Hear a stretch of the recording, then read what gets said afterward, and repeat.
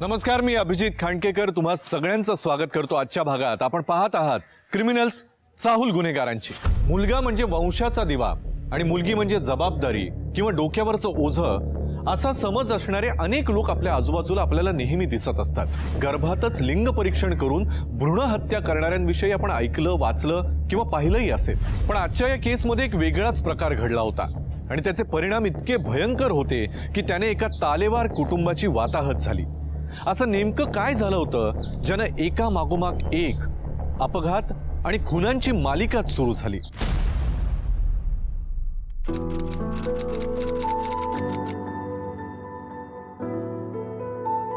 हा मग सरपंच सर्जेराव, आता मी आमचं शब्द कोणी मोडतंय होय? नेटानं मागणी केली की तहसीलदाराकडं म्हणलं गावच्या समजा जमिनीची मोजदाद करून 7/12 दुरुस्ती करा आणि ते नळ योजनेमध्ये जिथं जिथं पाणी नाही आहे ना तिथं तिथं पाणी पुरवठा करा म्हणलं। मग तयार झालं की अजून काय हवंय करा बाबांनो? नाही नाही हा नाही ना, बर चल चल बिगी बिगी कामाला लागा बरं। विलक्षण तोंडावर आले निघा। राम राम राम राम राम।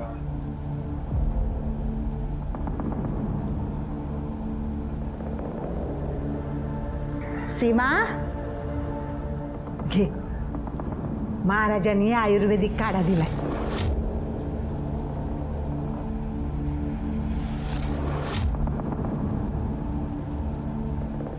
घे, एका महिन्यात पोटोशी होशील बघ। अगं पी। हो पिते।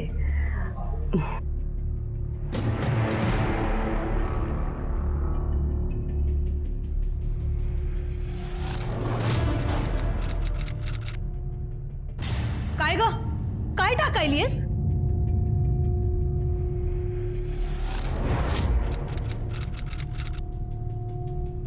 काढा टाकायलीस तू?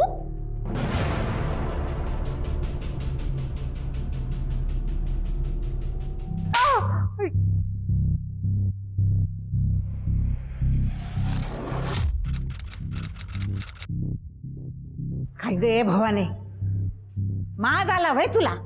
घराण्याला वंशाचा दिवा मिळावा म्हणून उपास तपास करतो या।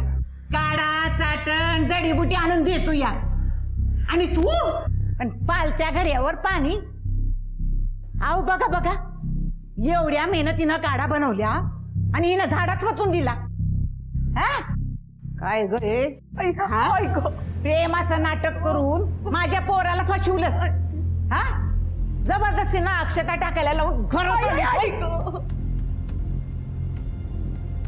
5 वर्ष झालीत, अजून पाळणा आलं ना, घराण्याला वारस कंदी मिळणार। वाटलं नातवलं तरी उत्तराधिकारी बनवावं। या दोन्ही बी पोरांना राजकारणात इंटरेस्ट नाही। म्हणलं नातवलं तरी सरपंच बनवावं आणि मग आमदारच्या गादीवर बसून बापजाद्यांचं अर्ध राहिलेलं सपान पुरं करावं। पण कसलं काय? थोरल्या सुनेनं 2 पोरींना जन्माला घातलं आणि ही इतकी वर्ष झाली तरी अजून कशात काय नाही। आजी आजी आजी, माझा 13वा वाढदिवस आहे आणि माझा 11वा। उद्या केक आणायचा का? गप्पे, एकदा सांगितलं नव, या घरामध्ये पोरींचा वाढदिवस साजरा करायचा नाही। आणि एवढीच केक कापायची हौस आहे ना, तर पोरांचा जन्म घ्यायचा होता की।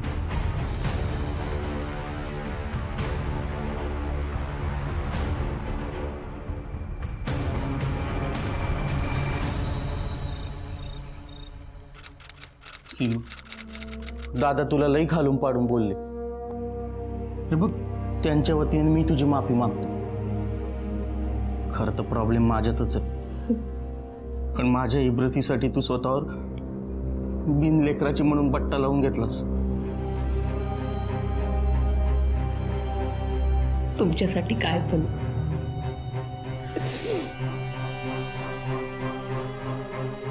सचिन, आपण मुलगा दत्तक घेतला तर?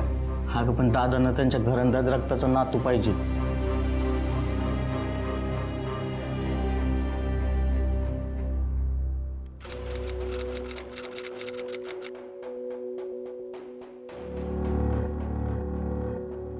बघा काय हा तर टोप आहे. उघडून तर बघा, गंमत आहे कोणासाठी तरी. केक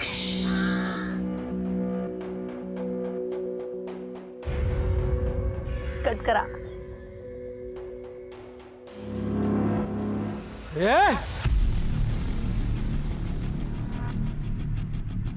काय चाललंय इथं हा?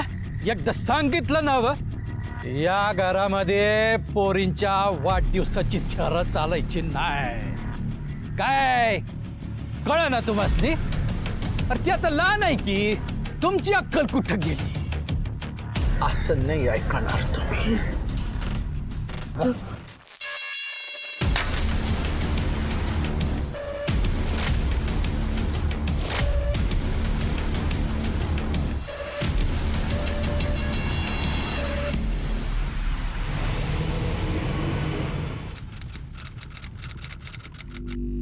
आई आई काय रे? आई बाबा, हा मी डॉक्टरकडे जाऊन आलो. आनंदाची बातमी आहे, आपली सीमा प्रेग्नंट आहे. हा काय सांगतोय असं? वय. अरे माझे देवा, गुणाची ग माझी माहिती. आता वाकायचं नाही. सचा, आता तिची काळजी घ्यायची बरं. हा. ए निलिमा, लई बेस मैदान मारलं म्हणायचं. काल आहे अरे या काय झालं? आनंदाची बातमी आहे. होय अगं आपली सीमा पोटोशी आहे. होय.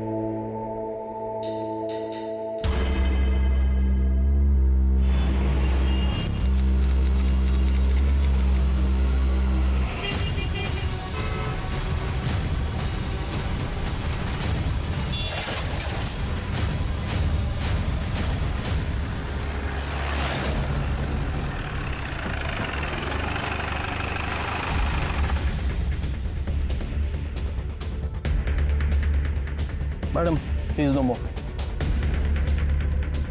ऍक्सिडेंट होताना कोणी पाहिलं का? बॉडी चेक करा, बघा या आय कार्ड वगैरे सापडतंय का?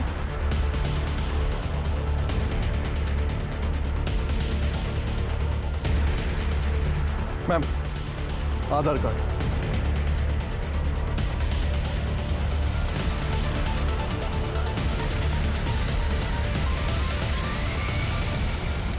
मॅडम, सचिन नोकरीसाठी कोल्हापुरात होता बघा.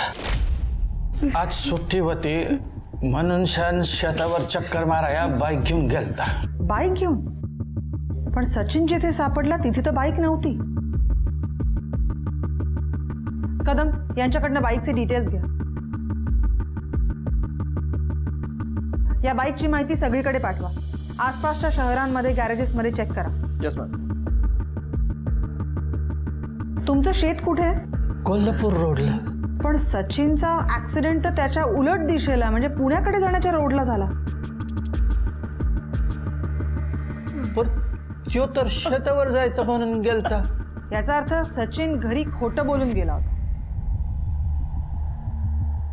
तो कुठे गेला होता, का गेला होता, काही आयडिया?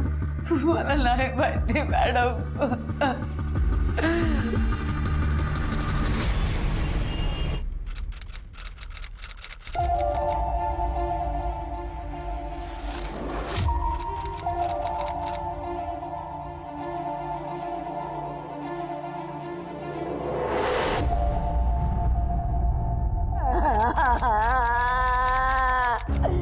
माझा स्वच्छ असं कसा गेला रे, सोडून गेला. स्वच्छ स्वच्छ बोल ना. अरे उठ उठ रे, स्वच्छ उठ. भाई निघायला हवा. हो नाही परीला तरी येऊ द्या ना. हो माझा सचिनचा त्याच्या बहिणीवर लई जीव आहे. हो लई जीव आहे. सचिन अरे परी येते. सचिन आता तुला कसं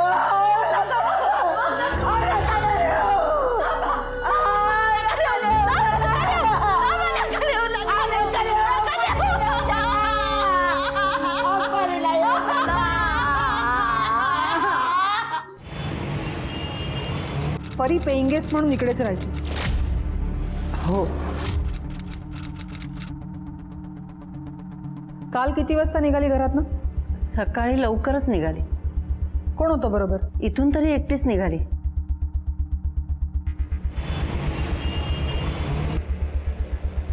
परी आमच्याच कॉलेजला शिकते, पण गेले 4 महिने ती कॉलेजलाच आली नाहीये.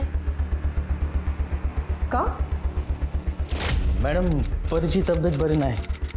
तब्येत बरी होईपर्यंत डॉक्टरांनी तिला घरी आराम करायला सांगितलं. हे मेडिकल सर्टिफिकेट. तब्येत बरी झाली की ती लगेच कॉलेज जॉईन करेल. बरं ठीक आहे. हे ते मेडिकल सर्टिफिकेट. मॅडम, परी जेव्हा कॉलेजला येत होती तेव्हा काही कॉम्प्लिकेशन्स झाले होते का, ज्याच्यामुळे आत्ता ती गायब झाली असावी? परी जास्त कोणाशी बोलायचीच नाही, त्यामुळे तिचे कोणी फ्रेंड्सच नव्हते. बॉयफ्रेंड म्हणजे एखादा मुलगा जो तिला स्टॉक करायचा असं काही?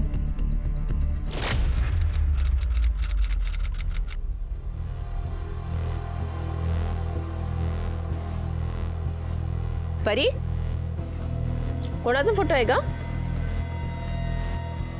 परी. मॅडम, मी तिला त्या मुलाचं नाव विचारलं तर ती खूपच घाबरली, म्हणून मग मी नंतर फोर्स केला नाही.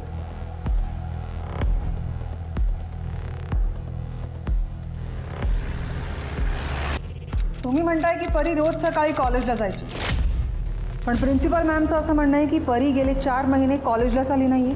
काय? कसं शक्य आहे मॅडम? अहो, ती रोज कॉलेजला जाते म्हणून सांगून निघायची आणि संध्याकाळी घरी परत यायची. परीची रूम दाखवा. या.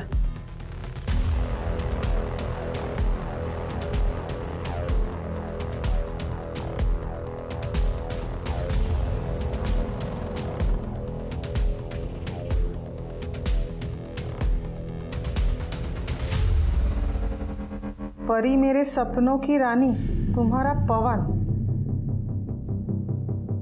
कदम, या पवनला शोधून काढा. परी आणि तिच्या गायब होण्याचं कारण दोन्ही सापडेल. आणि अजून एक, ज्या डॉक्टरने तिला मेडिकल सर्टिफिकेट दिलं त्याची इन्क्वायरी करा. तिच्या हेल्थमध्ये एक्झॅक्टली काय कॉम्प्लिकेशन्स होते हे विचारा. Yes ma'am.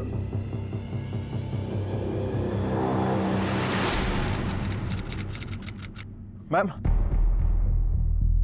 परीचं मेडिकल सर्टिफिकेट ज्या डॉक्टरने दिलंय तो डॉक्टर अस्तित्वातच नाही. काय?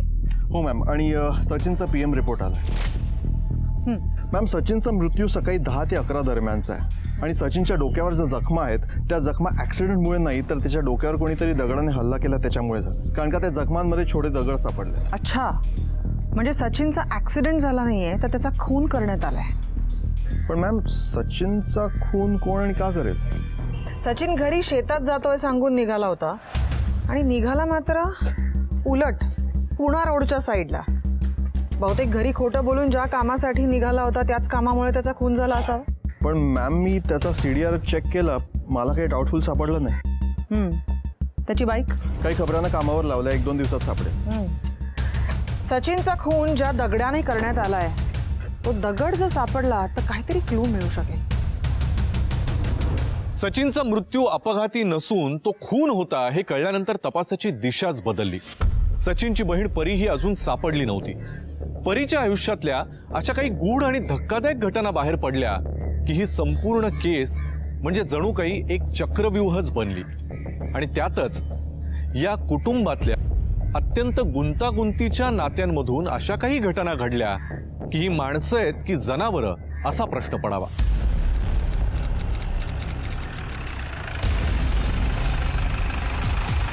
बघा इकडे आजूबाजूला अजून काय मिळतं का?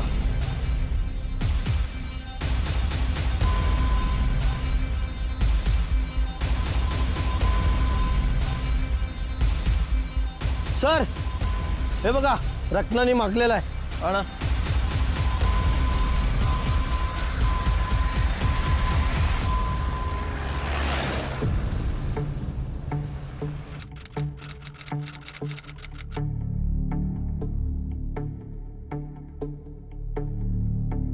सापडली का माझी परी?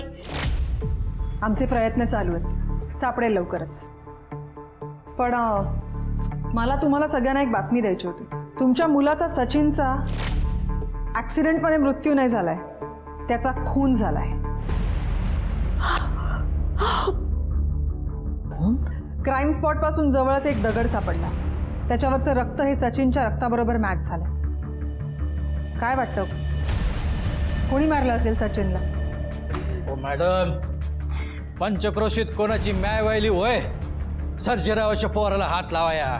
कोणाची माय गेली आहे की नाही ते नंतर बघू, पण सचिनचा खून झालाय एवढं नक्की. तो कुणी, कधी, कसा आणि का केलाय हे आता शोधायचंय.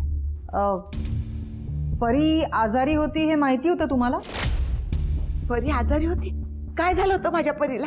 सचिनने परी आजारी असल्याचे मेडिकल सर्टिफिकेट कॉलेजमध्ये सबमिट केलं होतं, पण त्या पत्त्यावर त्या नावाचा कुठलाच डॉक्टर अस्तित्वात नाही. परी जिकडे पेईंग गेस्ट म्हणून राहायची, त्यांचं असं म्हणणं आहे की परी रोज सकाळी कॉलेजला म्हणून जायची आणि संध्याकाळी परत यायची. पण कॉलेजच्या प्रिन्सिपलचं असं म्हणणं आहे की गेले 4 महिने परी कॉलेजला आलीच नाही.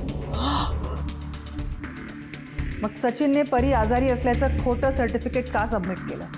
परी खोटं बोलून कुठे जात होती, काय करत होती? हो मॅडम, आम्हाला काय बी माहित नाही बघा. पवन बद्दल काही माहिती आहे तुम्हाला? कोण पवन? परीचा बॉयफ्रेंड. ओ मॅडम, आमच्या घराण्यातल्या पोरी असलं वांगाळे काम करत नाही. असो, गेल्या काही दिवसात तुमच्या घरामध्ये काही कॉम्प्लिकेशन्स, वाद, गैरसमज, भांडण, तंटा असं काही? हो, नाही नाही, काय बी नाही. तुम्ही बोला यमुनाबाई. त्या दिवशी माझ्या सुनेचं कोड कौतुक आहे, घराण्याला वारस देणार आहे. दे गजदी आणलीस ना? दे.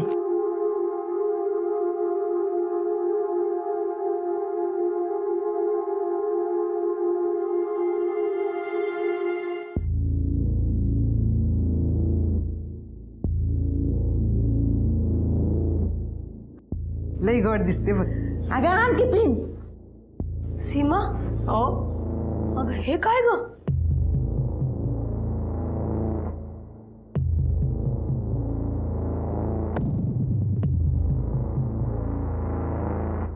म्हणजे तू आम्हाला फसवायलीस? आई, आई, काय करते? काय करते? आई, आई, आई, संजू! देवा देवा देवा देवा. काय भवाने, हा अशी कापडाची पोट बांधून फसवलंस वय का आम्हाला?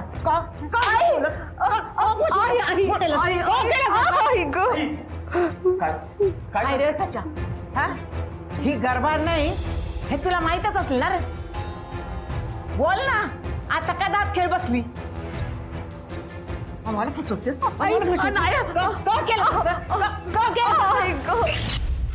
आमच्या लक्षात आलं सीमा कधीच आई बनू शकणार नाही, म्हणून मी सचिनचं दुसरं लगीन करायचं ठरवलं आणि मुलगी शोधायला पण सुरू केली. या सीमानं डाव साधला, माझ्या सचिनला मारून टाकला. हो काय बोलताय तुम्ही? मॅडम, मॅडम मी खरंच काही केलं नाहीये.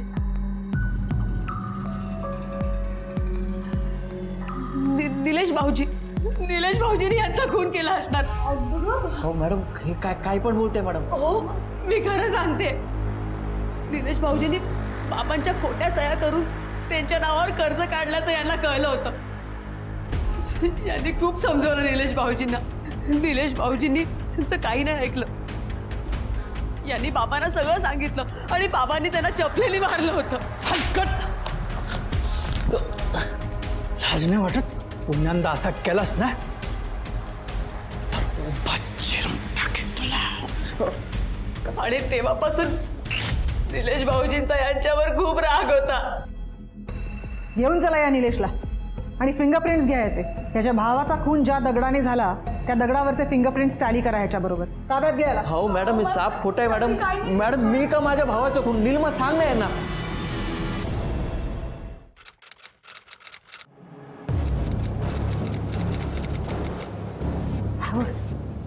दरवाजा बंद करून बसली.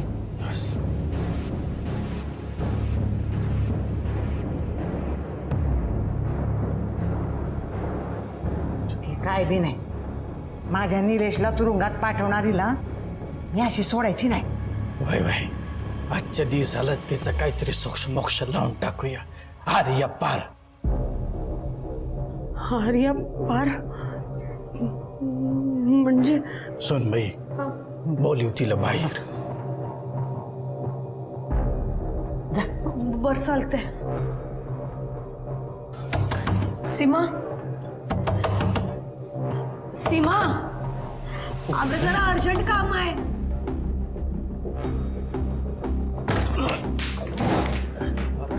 सीमा, गेली कुठे ही बाया? हा बघ, हा? ये बघा. तिच्या मनात काहीतरी पाप असेल म्हणूनच पाय लावून पळाली. मला तर असं वाटतंय आपल्या इस्टेटीसाठीच तिनं आपल्या सचिनला ना गळाला लावलं होतं.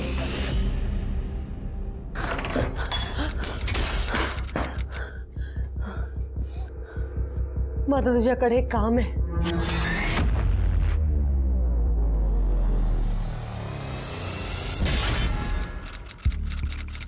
मॅम, परीचा नंबर अजूनही बंद येतोय. हा तिचा CDR. मॅम, हा नंबर 6 महिन्यांपूर्वीच ऍक्टिव्हेट झाला आणि परीने या नंबरवरून फक्त तिच्या फॅमिली मेंबर्सना कॉन्टॅक्ट केला, अजून कोणालाही नाही. कदम, परीचं लास्ट ऍक्टिव्ह लोकेशन कुठलं होतं? मॅम, पुढे कोल्हापूर रोडवर, सातारा आणि कराडच्या मध्ये, उंब्रज गावाजवळ. ओके, तिकडनं शोधायला सुरुवात करू. काहीतरी क्लू नक्कीच मिळेल. Yes ma'am.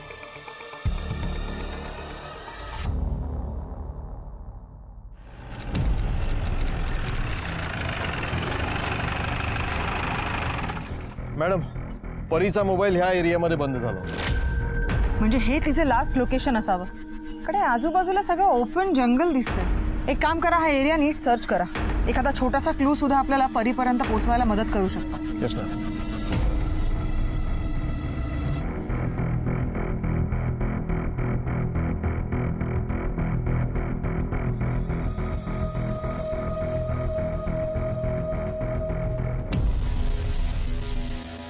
मॅडम, हा बोला कदम.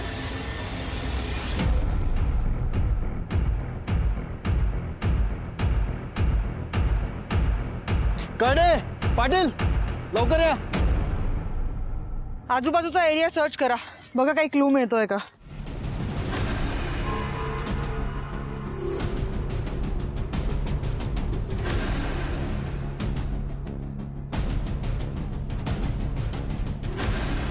मॅडम, हा रॉड सापडलाय, रक्ताचा डाग पण याच्यावर.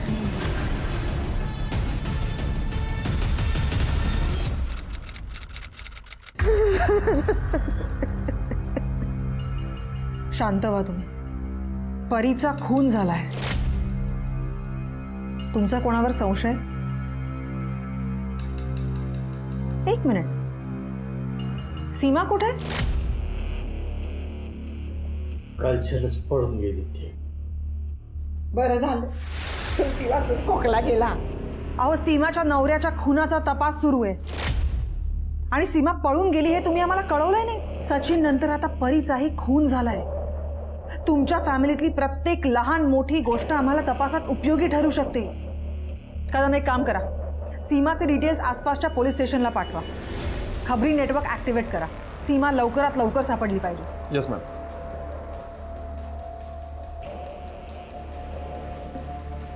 यांना कधी सोडणार आहात? चौकशी झाली ना की सोडू. तुम्ही येऊ शकता.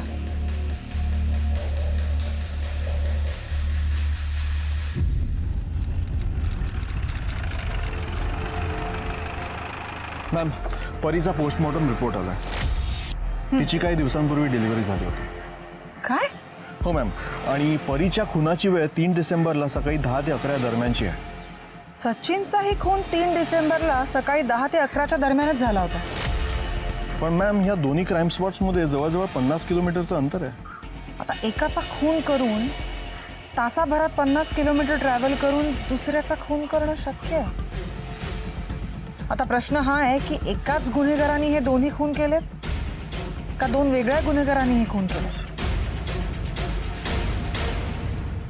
ऍक्सिडेंटच्या नावाखाली सचिनचा झालेला खून, परीची मिळालेली डेड बॉडी सचिन आणि परीनं कुटुंबापासून लपवलेल्या गोष्टी, सीमाने केलेलं प्रेग्नन्सीचं नाटक आणि अशातच परीचं हरवलेलं बाळ, या सगळ्या गंभीर आणि गुंतागुंतीच्या गोष्टींमधून मार्ग काढून पोलीस आपला तपास करतच होते.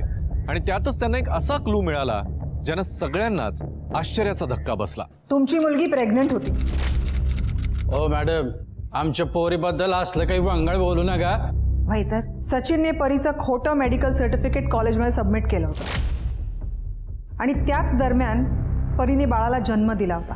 याचा अर्थ सचिनला ती प्रेग्नंट आहे ही गोष्ट माहीत होती. तुम्हाला त्याने कधी सांगितलं नाही? नाही बा. हा, पर 6 महिन्यापूर्वी अचानक एकदा बोलला होता की परीला पुण्याला शिक्षणासाठी धाडायचं. म्हणलं धाड. म्हणजे सचिनला परीच्या बाळाचा बाप कोण हेही माहीत असणार. सचिन आणि परीच्या खुनाला तोच जबाबदार असू शकतो. परीचा आमच्याकडे जो नंबर आहे तो 6 महिन्यापूर्वीच ॲक्टिवेट झाला होता. तिचा जुना नंबर हवा आहे आम्हाला. हा बा.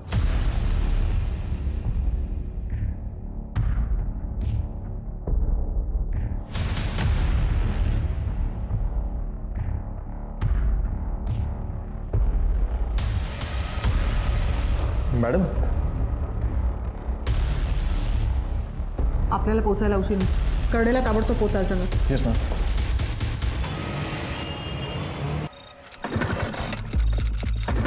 काय यार, ही गाडी ट्रॅफिक बंद पडते. रघु, हा चल, तुला पण बंद पडतो. चल चल.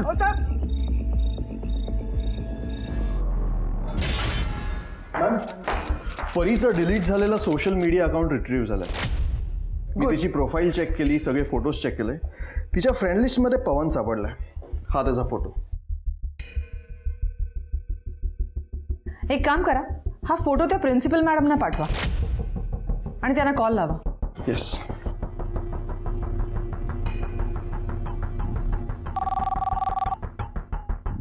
हॅलो. साखरवाडी पोलीस स्टेशनवरनं सिनियर PI नमिता शिंदे बोलते. हां बोला मॅडम. मॅडम, तुम्हाला एक फोटो आम्ही सेंड केलाय. जरा चेक करून सांगाल की हाच फोटो तुम्ही त्या परीच्या मोबाईलमध्ये बघितला होतात का? हो सांगते. मॅडम, हाच मुलगा आहे तो. Thank you madam, thank you so much. Okay. त्यांनी आयडेंटिफाय केलंय. त्या सुरेखा आल्या आहेत ना? आत पाठवा त्यांना. Yes ma'am.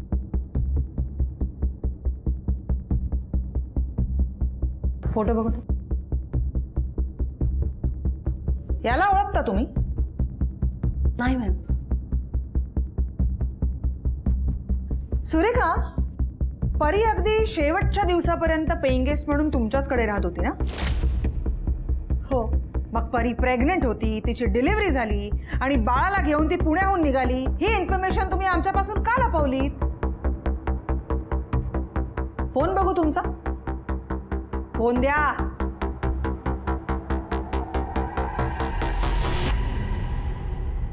मॅम, ह्यात एक व्हिडिओ आहे.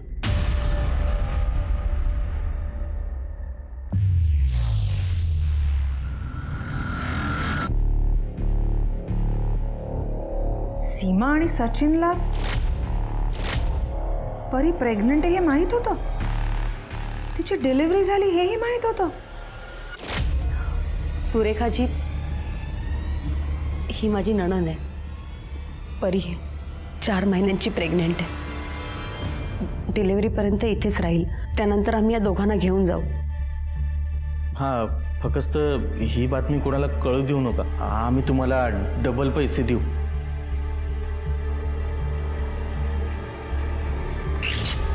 पैशांसाठी मी त्यांचं सिक्रेट लपवून ठेवलं. ठीक आहे, आता तुम्ही जाऊ शकता, पण गरज लागली तर पुन्हा बोलावून घे.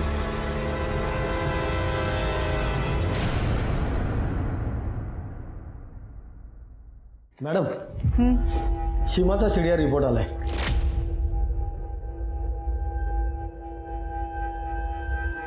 सीमाचं लास्ट लोकेशन याच गावातलंय. एक काम करा करडे, या लोकेशनवरती खबरी पाठवून सीमाची काही माहिती मिळते का बघा.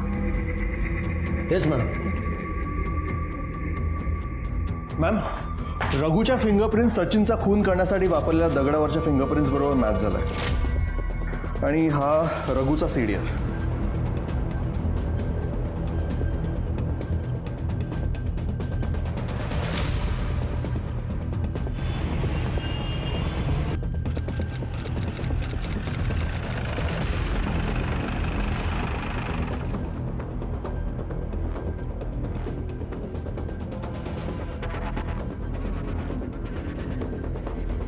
इथेच कुठेतरी लपला असणार. सर्च करा.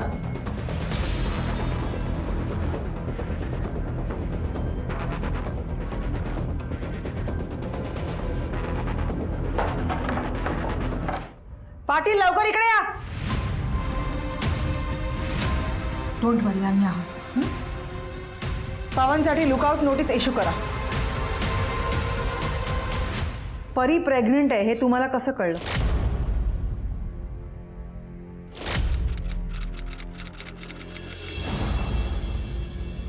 परी, अगं काय करतेस तू? परी सोड, मला नाही सांगायचं. सोड परी, मला सांग काय झालंय. अगं जीव द्यायला निघालीस तू, काय झालंय?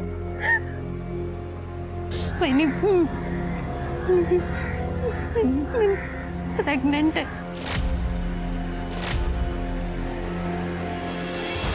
अगं काय बोलतेस तू? सचिन दादाने धमकावल्यामुळे आणि बाबांच्या भीतीने पवनने माझ्या बरोबरचा संबंध तोडलाय. कोण पवन? माझा बॉयफ्रेंड. पुण्याला असतो. अरे काय करताय? परी आपलीच आहे. आपण नाही समजून घेणार तर कोण घेणार? आपण यातनं काहीतरी मार्ग काढूया. मग आम्ही ठरवलं परीला डिलिव्हरी होईपर्यंत शिक्षणानिमित्त पुण्यात ठेवायचं. त्यानंतर आम्ही ठरवलं परीचं बाळ झाल्यानंतर ते अडॉप्ट करायचं. परीला आणि तिच्या बाळाला भेटायला दर आठवड्याला कामानिमित्त पुण्याला जायचे. आणि त्याच रस्त्याला त्याचा खून झाला.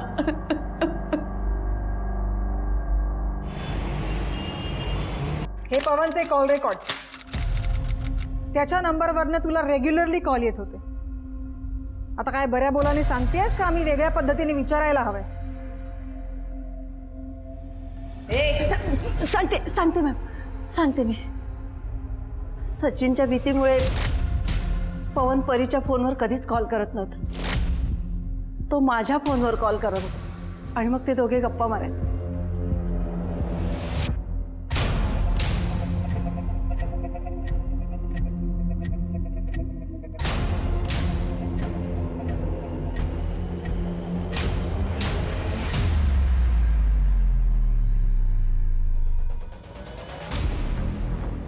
ते परी बाळासोबत इथे होते तेव्हाचा चमचा आहे तो.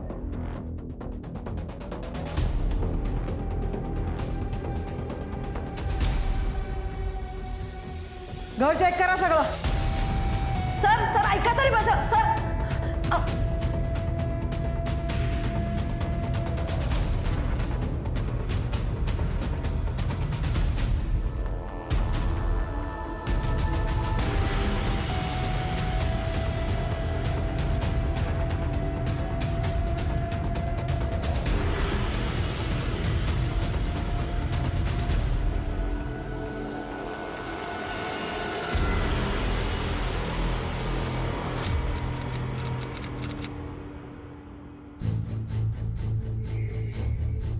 सांगतो.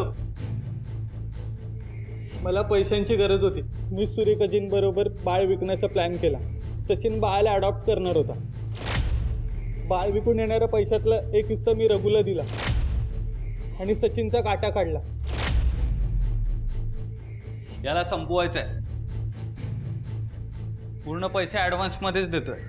काम झालं पाहिजे.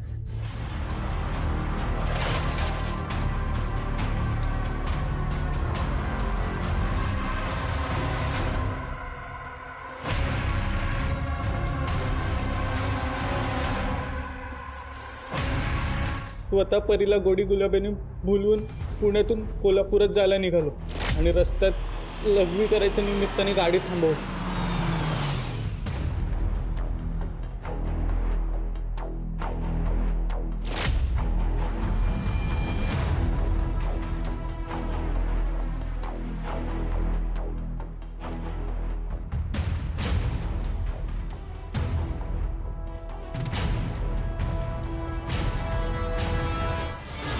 बाळाला घेऊन मी इकडे आलो. सुरेखजींकडे बाळ दिलं आणि कस्टमरकडून येणाऱ्या पैशांची मी वाट बघत बसलो. आणि मग पूर्ण पैसे मिळेपर्यंत मी बाळाला झोपेची गोळी देऊन कपाटात बंद करून ठेवलं. बोलताना लाजही वाटत नाही. आता कायदा आयुष्यभर जेलमध्ये बंद करून ठेवेल तुम्हाला.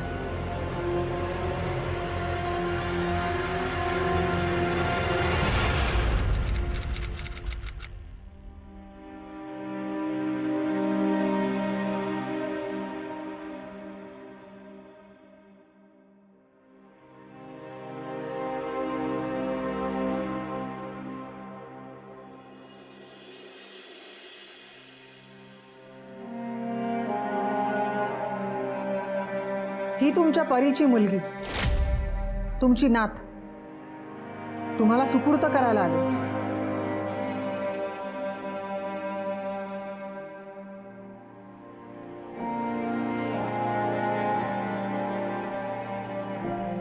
आमची चूक झाली.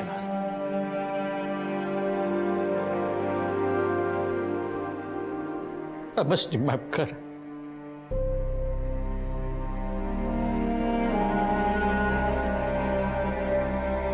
आमच्या परीची पोर तिसरी लक्ष्मी म्हणून घरात येते. मुलींचा तिरस्कार करत घराण्याला वारस म्हणून मुलगाच हवा असं म्हणणाऱ्या सर्जेरावांना आपले विचार किती चुकीचे आहेत हे अखेर कळून चुकलं. पण त्यासाठी त्यांना सचिन आणि परीच्या मृत्यूच्या रूपात फार मोठी किंमत मोजावी लागली. मुलगा असो किंवा मुलगी असो, त्यांच्यामध्ये भेदभाव न करता त्यांना प्रेमानं वाढवून चांगला माणूस बनवून त्यांच्याबरोबर विश्वासाचं नातं निर्माण करणं हेच पालकांचं कर्तव्य आहे. या विचारांसह मी अभिजित खांडकेकर आजच्या भागात तुम्हा सगळ्यांची रजा घेतो. पुन्हा भेटूया काही धक्कादायक केसेससह पुढच्या भागात. तोपर्यंत तुम्ही स्वतःची आणि आपल्या कुटुंबियांची काळजी घ्या. घराबाहेर पडताना मास्क आणि सॅनिटायझरचा वापर नक्की करा. पाहत रहा क्रिमिनल्स, चाहूल गुन्हेगारांची. जय हिंद, जय महाराष्ट्र.